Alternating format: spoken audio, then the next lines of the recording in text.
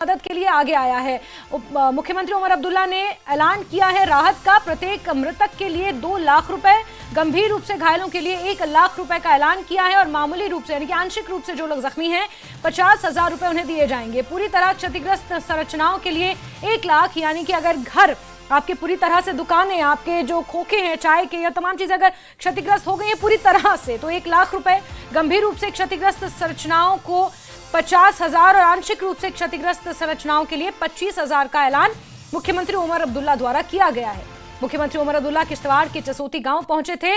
उन्होंने आपदा वाले इलाके का दौरा किया, पीड़ित परिवारों के साथ मुलाकात की, हालचाल जाना, वहीं इलाके में हुई तबाही का विस्तार से मुआयना किया। राहत और बचाव को लेकर अधिकारियों के साथ भी बातचीत की। किश्तवाड़ में तीसरे दिन भी रेस्क्यू ऑपरेशन जारी है और जिंदगियों की तलाश युद्ध स्तर पर चल रही है।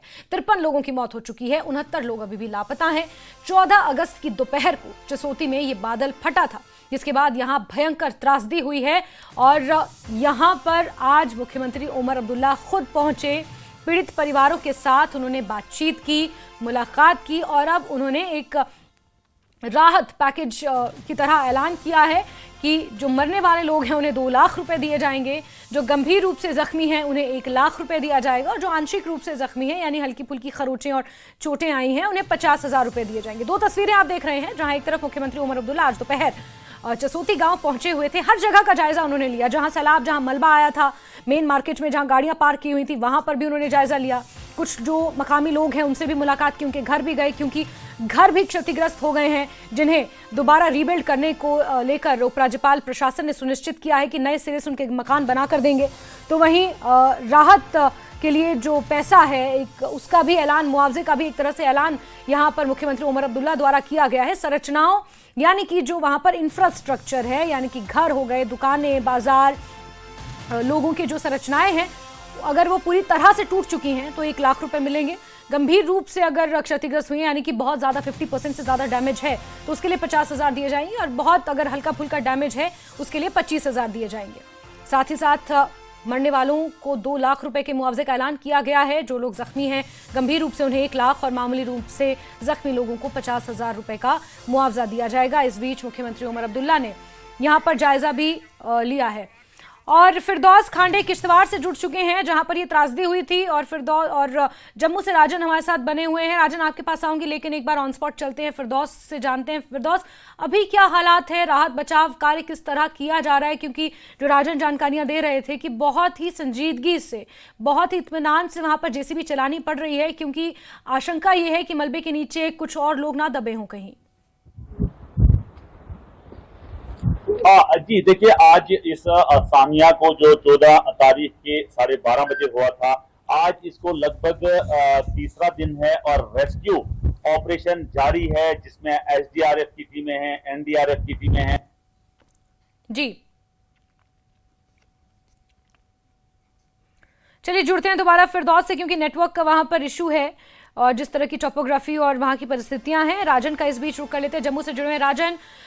जहां एक तरफ राज्यपाल प्रशासन ने घरों को नए सिरे से बनाने का ऐलान किया है, ये बहुत बड़ी राहत वहां के मकामी लोगों को दी है। इस बीच उपराज्यपाल प्रशासन के साथ साथ उमर सरकार ने भी बड़ा ऐलान किया है मुआवजे को लेकर।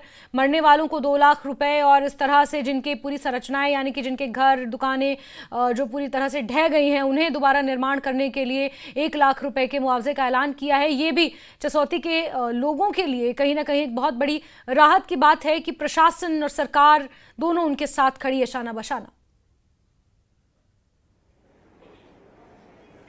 बिल्कुल आपने सही कहा। देखिए, पहले भी मैंने कहा कि यहाँ पे जान की कोई भी कीमत नहीं होती है और इंसान ज़िंदगी में एक मकान बनाता है, काफ़ी सालों की जद्दोजहद के बाद अपने पैसे बचाता है, उसके बाद मकान बनता है और मकान कुछ सेकंडों में अगर ऐसे टूट जाए तो क्या दिल पे बीतती है। और जिसके घर वाले चले गए हैं उनके लिए पैसे शायद ज़्यादा मायने नहीं रखते, लेकिन कहीं ना कहीं एक राहत का काम, एक मरहम लगाने का काम जो है अवश्य किया गया है यहाँ पे। हालांकि जिनकी जानें चली गई हैं वो वापस नहीं आ सकते, ये प्रशासनिक लोग भी यहाँ कहते हैं। जो जितने नेता यहाँ पे पहुंचे हैं उनका भी कहना है कि जो लोग जा चुके हैं बड़ी त्रासदी है, कई लोग इसमें उनकी मौतें हुई हैं, उनको वापस नहीं लेके आ सकते, लेकिन जो लोग बच सकते हैं, जिनको हम बचा सकते हैं, या लोग जो जख्मी हैं जी। उनके लिए तो कम से कम ये राहत होनी चाहिए कि उनका इलाज यहाँ पे मुफ्त हो और उनको कुछ यहाँ से जो है, क्योंकि नेशनल कॉन्फ्रेंस का यहाँ जम्मू में चेहरा माने जाते हैं अजय सिद्धोत्रा, बहुत ही सीनियर नेता है नेशनल कॉन्फ्रेंस के, उनका सर राहत में हर कोई यह सामने आया है।